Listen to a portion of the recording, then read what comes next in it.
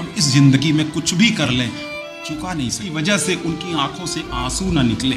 अगर वो आंसू अगर आपकी किसी वजह से, आपकी किसी झिड़की की वजह से, आपकी किसी उल्टे जवाब देने की वजह से अगर निकलते हैं, तो समझिए ईश्वर भी आपको कभी माफ नहीं करेगा। We have to understand the value of our parents. इनके बिना तो मैं बात खत्म नहीं कर सकता। दुनिया में एक ऐसा प्यार जो अनकंडीशनल होता है, जो बदले में कुछ भी नहीं चाहता आपसे, जो बहुत ही इनक्रेडिबल लव होता है, वो होता है पेरेंट्स का टू देयर चिल्ड्रन। वो माँ बाप का अपने बच्चों के लिए होता है। जब आप छोटे रहते हैं, आपको फीवर आ जाता है, आप 1 महीने के थे, 2 महीने के थे, आपकी माँ आपके साथ बैठी रहती, रात भर जाग करके वो वक्त गुजारती है। एक पल के लिए आंखें आती है, उसको लगता है, लेकिन कहती है कहीं मेरे बच्चे रोने ना लगे, या कहीं उसको दर्द ना होने लगे, या कोई तकलीफ ना होने लगे। कितनी कुर्बानियाँ, कितना सैक्रिफाइस हमारे माँ बाप हम बच्चों के लिए देते हैं, तब जा करके हम बड़े होते हैं। अगर यही है, जैसे मैं आपको पढ़ाता हूँ, अगर आपका टाइम अगर 6:30 बज जाता है, तो मेरे पास मदर्स का फोन आ जाता है कि सर मेरी बेटी पहुंची नहीं है। मतलब 5 मिनट लेट हो जाए तो उस माँ के कलेजे में धक धक होने लगता है कि मेरी बेटी, अभी मेरा बेटा पहुंचा नहीं है, रात हो गया है, अंधेरा हो गया, पता नहीं कहां पर। सोचिए कितना सब कुछ, उसका खाना पीना छूट जाता है कि जब तक वो अपने बेटी को, अपने बेटे को घर में वापस रात में आ गई पढ़ करके, या बेटा आ गया, तब उसको सुकून मिलता है जब अपने कलेजे के टुकड़े को माँ बाप सामने आके देख लेते हैं कि हाँ अभी लौट आई है, सकुशल है, तो उसकी जान में जान आती है। तो ये जो प्यार है, ये प्यार कहीं मिलेगा आपको?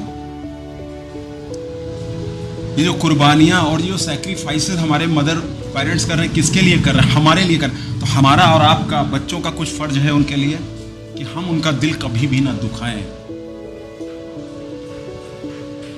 और हमेशा, क्योंकि आप जिस तरह बड़े हो रहे हैं, अभी आप में से कुछ लोग 10 साल के हैं, कुछ 20 साल के हैं, कुछ और, सबकी उम्र बढ़ रही है, लेकिन हमारे माँ बाप बूढ़े हो रहे हैं। अभी इस बात को देखा है, अपने मम्मी पापा के चेहरे को देखिए।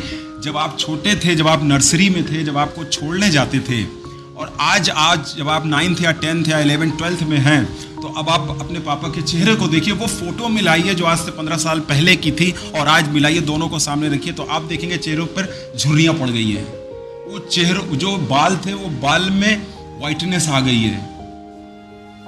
तो आपको अफसोस होता है, हाथों में झुर्रियाँ पड़ रही हैं। देखा है? तो क्या करना चाहिए? हमारे लिए ही तो वो जी रहे हैं। सुबह चले जाते हैं, शाम को आते हैं, आपकी स्कूल की फीस देनी है, आपके टीचर ने कुछ कहा है, पेरेंट्स को फोन किया, भाग के स्कूल जाते हैं।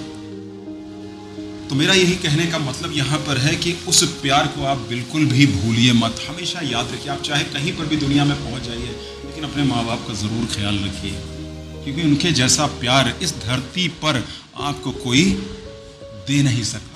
मम्मी और पापा एक बार इस दुनिया से चले गए तो दोबारा नहीं मिलेंगे, सिर्फ उनकी याद रह जाएगी। हमेशा ये कोशिश करिए, आपकी किसी गलती से, आपकी किसी वजह से उनकी आंखों से आंसू ना निकले। अगर वो आंसू आपकी मम्मी के, आपकी पापा की आंखों से, अगर आपकी किसी वजह से, आपकी किसी झिड़की की वजह से, आपकी किसी उल्टे जवाब देने की वजह से अगर निकलते हैं, तो समझिए ईश्वर भी आपको कभी माफ नहीं करेगा।